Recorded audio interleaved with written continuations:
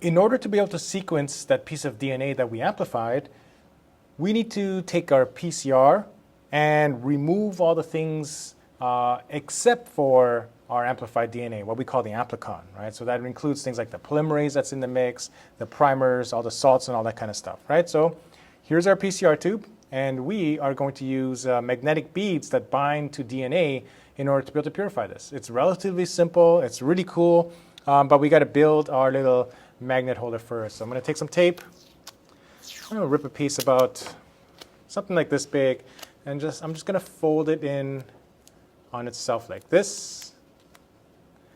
And on the last fold, I'm gonna take my magnet, stick that here on one side, and then complete that fold, and then fold it in half, right? So now this allows me to place my piece of tape on the table like this, and then using the tape, stick it right next to my magnet. Let's see if I can get it to stand a little bit better. You fiddle around with it. There we go. You get the point, right? Good. These are our magnetic beads, right? So here are our beads sitting on the bottom of the tube, right? Before we use this, we want to make sure we mix it well. So we're going to do this thing called a flick mix, just like that. And then we're going to take 20 microliters of that, of our magnetic beads, and put that into our PCR mix, right? So I have my pipette. Make sure we're using the proper pipette. It's the one with the pointy tip. And it's got to be set to, let's see, how well do we see this? 2, 0, and then a red 0. And that's 20 microliters. Okay, so I'm going to take my tip. I'm going to take my mag beads. I'm going to mix them well, right, because it's going to settle. And then, oops, I'm going to do this so you can see better. First stop, second stop, usual stuff. Put that away. And then I'm going to take and then just place it right into my tube.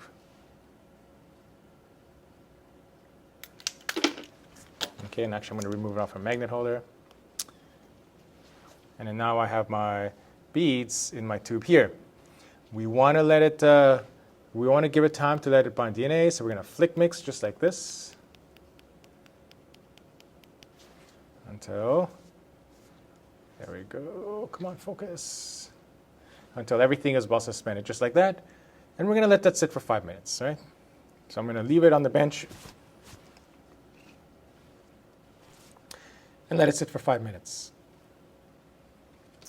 5 minutes later, I'm going to take this now and then attach it to our magnetic little stand that we made, right? And check out what's happening here, right? Check it out.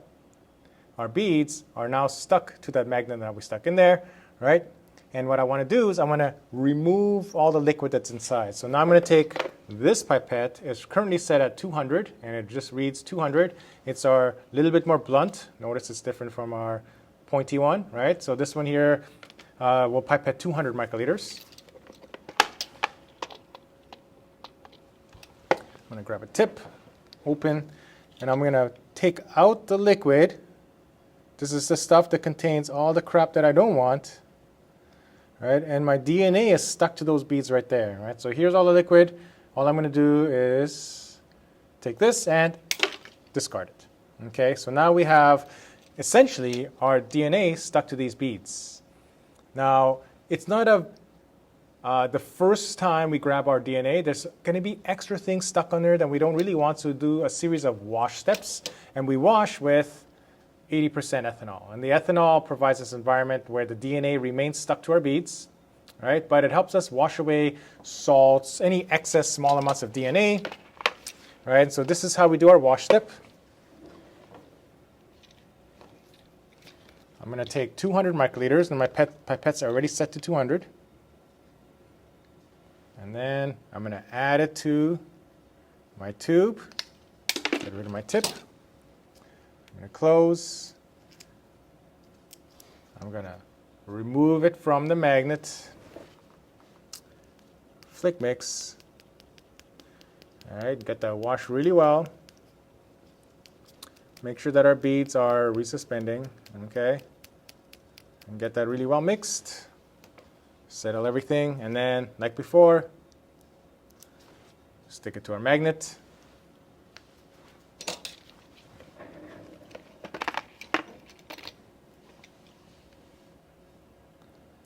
And then I'm going to repeat that wash. So I'm going to take out the ethanol, and then I'm going to wash again. Just like that. Oops, I'm off camera. Close that off the magnet. Flick, flick, flick, flick, flick. All right, get a good wash going. Do a better flick than I'm doing right now. This is, after all, just a demo.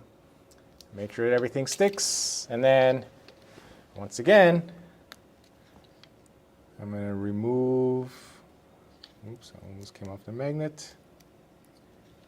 I'm going to remove the ethanol. I need to see my glasses. Good. Okay, there's always going to be residual amount of liquid left, so now, very important, take a clean pipette tip, and then you want to suck out the remaining liquid.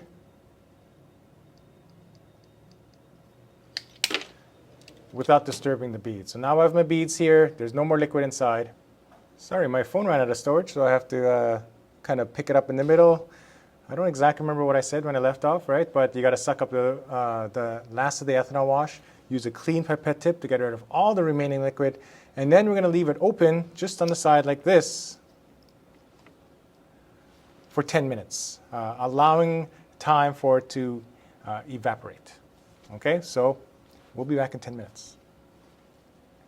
After 10 minutes, all the ethanol would have evaporated. Now we want to get the DNA off those beads, and we do that by simply adding water. So I have my pipette, my blunt one here, set to 050. Let's see, is that focusing? There we go, 050, that's 50 microliters. All I'm simply going to do is take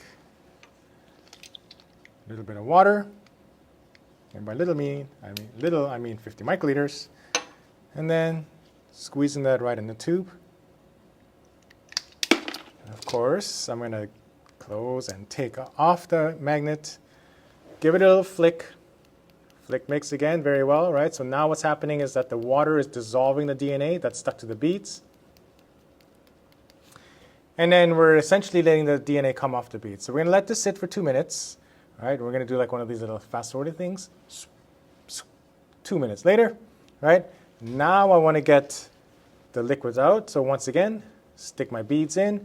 This liquid in here contains my DNA. So I have another tube that's labeled, of course. And then I'm going to, with the magnet stuck to my bead, I am going to take out the liquid without taking any of the beads. Put this down, and I have my fresh tube. I'm going to pipette my DNA in here.